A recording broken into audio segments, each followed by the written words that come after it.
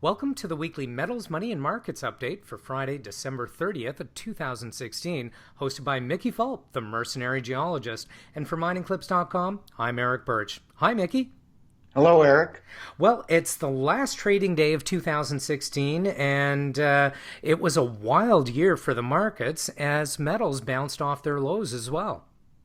Well, it was not only a good year for commodities, and we certainly hope and think that the bear market has ended, but it was especially good week for metals and energy this week, with gold up to 1150, reversed a 7-week downtrend, closed up 1.7%. Silver up to 1590, about a percent, as was platinum, closed at 900. Big mover was palladium, up to 679 for a 3.5% gain. The metals markets across the board were up this week. Copper closed up 1.2% to that 250 level as it continues to consolidate. We like that movement at this point. And finally, oil set another year high, closed the week at 53.80, up 1.3%.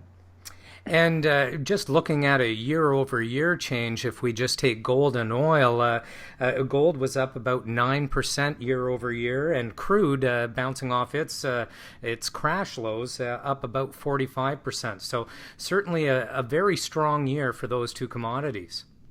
Well, it was, and it really was across the board for hard commodities this year. You look at zinc, iron ore, the only market that did not really move this year was uranium, and that's a whole nother story. And moving on to currencies, the U.S. dollar, it might have lost a little bit this week, but it certainly had a strong year as well.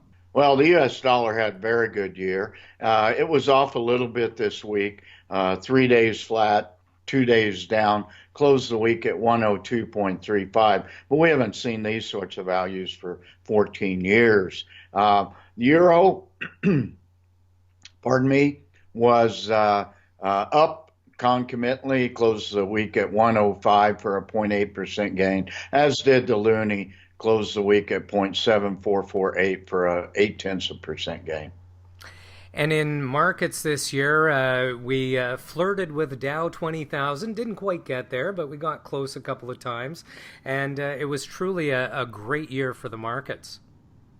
Well, it was, and the U.S. markets, we've talked about the bubble that the Fed has built in U.S. stock markets, and with the interest rate rise and the Trump victory, that continues. Although, once again, it was 3 days flat and 2 days down this week, with the Dow closing all U.S. markets down around 1% or so.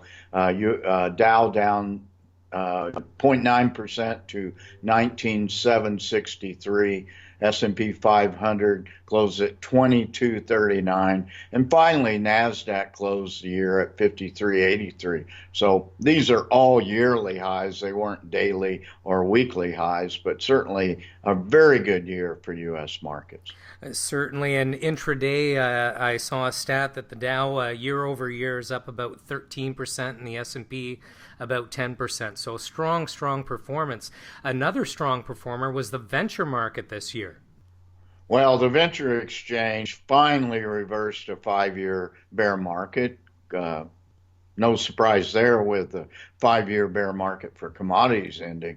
Venture exchange closed the year at 762.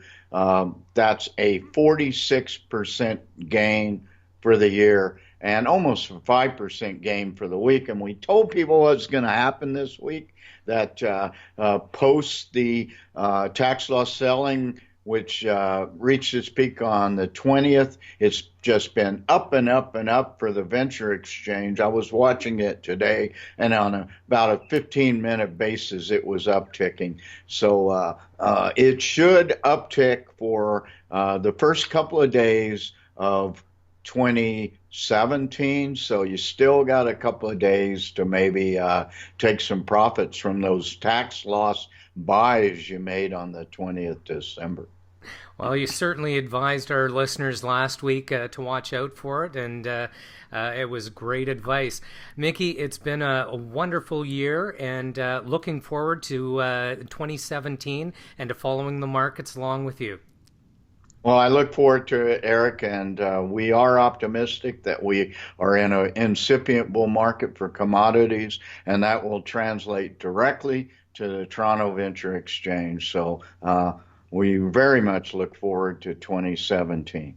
Well, have a happy new year, and we'll talk to you again next Friday and see how the first week of trading unfolds. All right, thanks a lot, Eric.